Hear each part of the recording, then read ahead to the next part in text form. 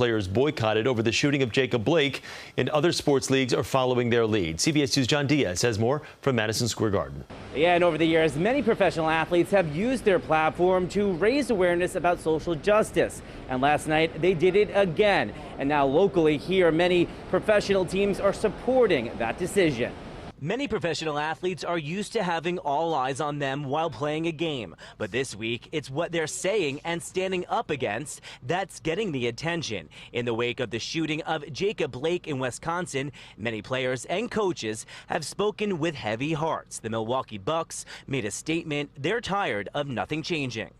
Despite the overwhelming plea for change, there has been no action. So our focus today cannot be on basketball. 3 hours after the game was supposed to start last night, the Bucks came out of the locker room with a unified statement calling for the officers who shot Blake to be brought to justice. Their boycott had ripple effects. The NBA postponed all games, and in New York, the Knicks and Brooklyn Nets standing in solidarity, though neither team is in the playoffs. The Nets tweeting out enough with a photo of players kneeling and the hashtag Black Lives Matter.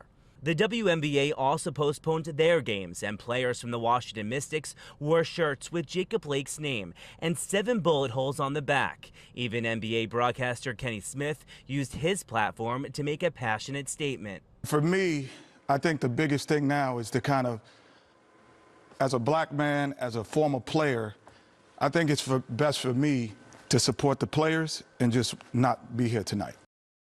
Now, this isn't just limited to the NBA and the WNBA. Also today, there will be no tennis after Naomi Osaka withdrew from a tournament that she was supposed to play in protest. Of course, this coming just days before the U.S. Open is scheduled to start on Monday.